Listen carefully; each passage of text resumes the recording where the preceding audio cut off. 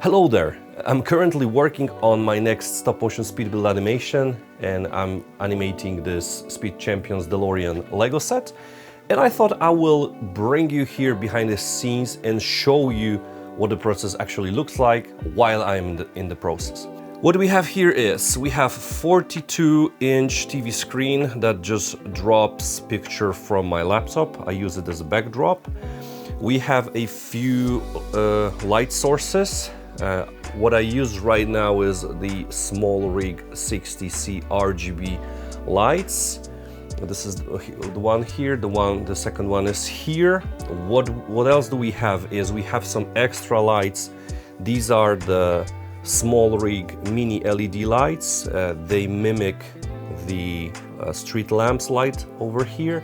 We have some extra LED light as well. This is a SmallRig lamp as well. Links are in the description if you are interested in those specific models.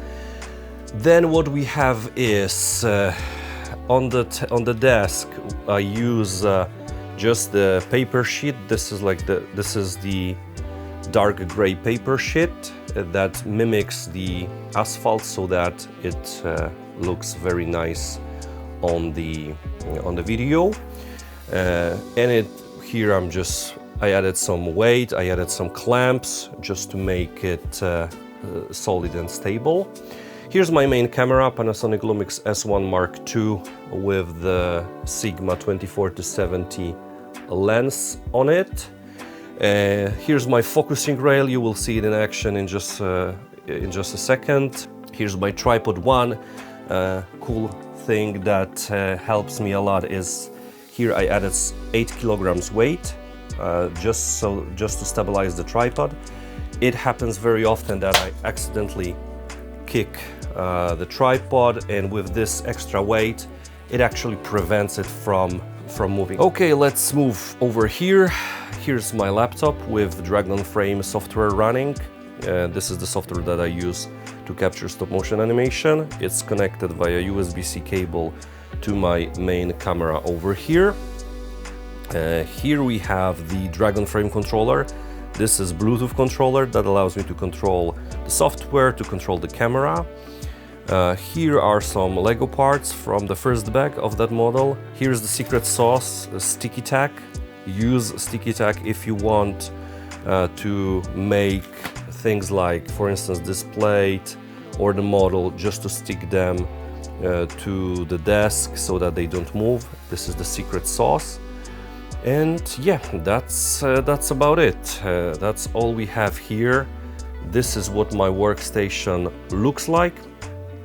Now I will put the camera over there so that you can see what the process of taking, let's say, 30 frames look like, and you will see what I do with the camera, what I do when I place bricks in that model, as well as I will screen record Dragon Frame and synchronize it so that you can experience the whole process with your own eyes. So let's start with the first thing. In the first place, I just move the rail here. So I take the quarter of the cycle. Then there is one brick here with the sticky tack, so I will just take sticky tack off. Then what we have is we need to take this piece. What I will do is I will just add the sticky tack under this piece. We will place it. You can see it's floating over the place where it lands eventually. Okay.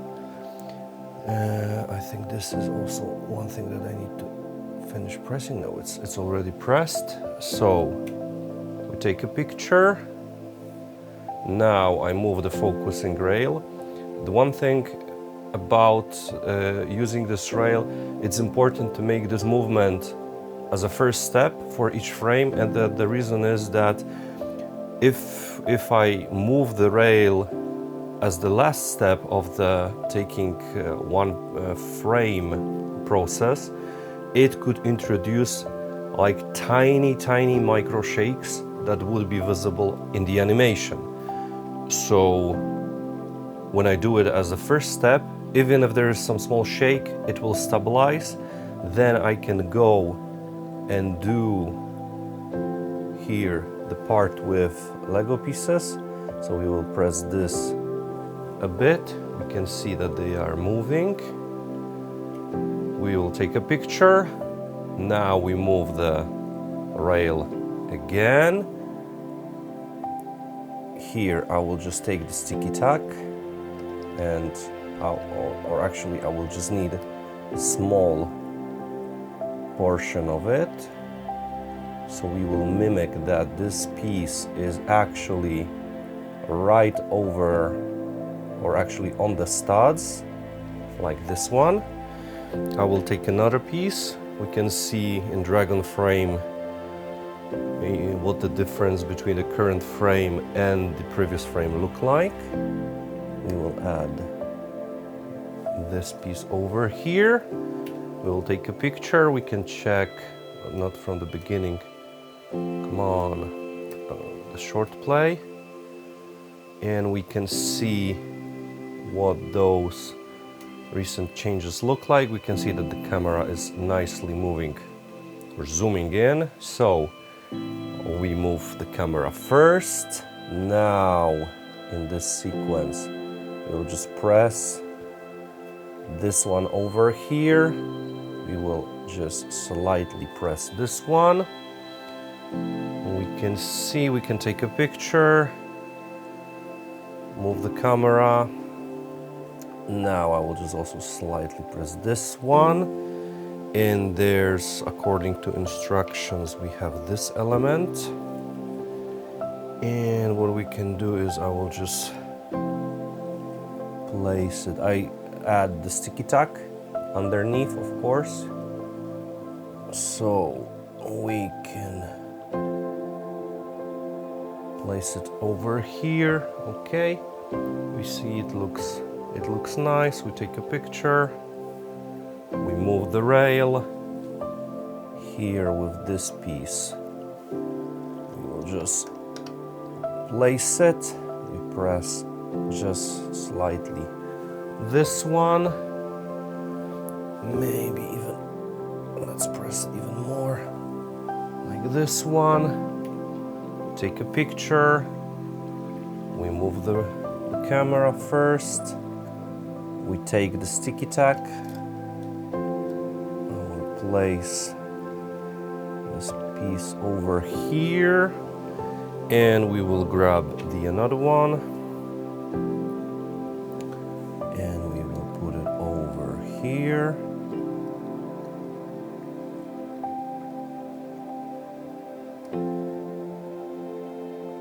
Come on, come on. Okay. Now the something worth mentioning is that this model right here, I use sticky tack. I don't know if you can see it. Maybe you can see it on camera or not. Here's the sticky tack. There is a sticky tack under the model so that it just stays in place whenever I'm pressing those pieces. It doesn't move, or sometimes maybe it will just have some micro movements, but this is acceptable. Now we can see the playback, and you can see that those pieces, they are nicely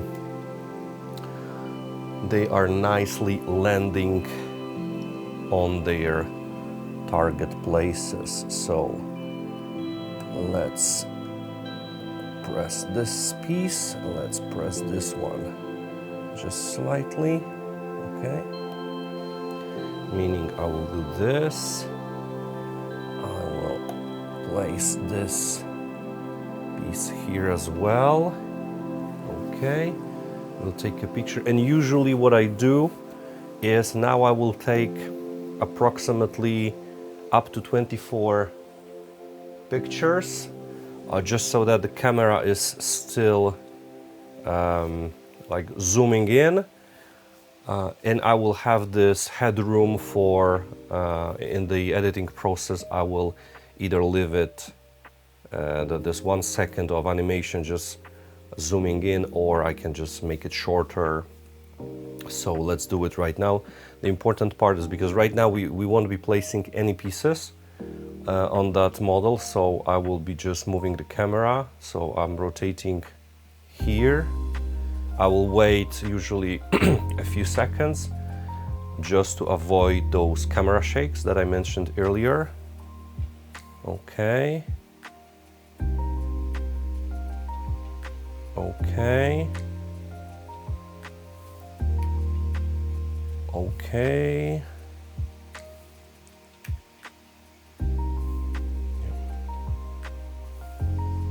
And I can tell you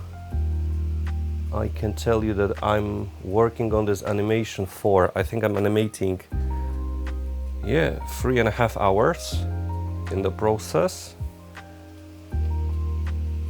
I already took 429 pictures, which produces 18 seconds of animation. Right now we just crossed with this picture that we will take now, we just crossed 18 seconds of animation. Okay, and now we can take a look at the last 4 seconds of this animation. Yeah, it looks nice. You can see those blue dots. This is something called focus picking from the camera. I see the same thing here on the camera monitor. This is camera basically showing me the areas that are in focus. So I will show you. I can control focus also through the Dragon Frame controller right now. What you see on the screen is the same thing I see here on my camera screen. So I can just press buttons. Maybe I will put the controller over here so that you can see what I'm doing with the controller. So I can move the area, and now I can, so let's say if we want to focus mainly, let's say on this tile with buttons, I can just press the button here, and you can see there are just small adjustments of focus. I will just press here, and now the main point for the focusing area is this tile over here, right? So now let's go back with the onion skin. Let's go back with the auto toggle thing. Turn on those grids, and now we have a nice preview over here. So the last thing, let me show you maybe what we have animated so far. So those 19 seconds, this is what it looks like in high resolution mode.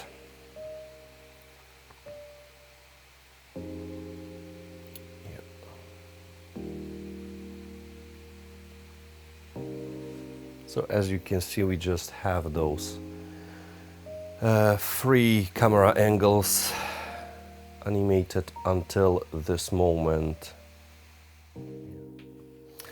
And that's it. This is what the process of working on a speed build stop motion animation looks like in a nutshell.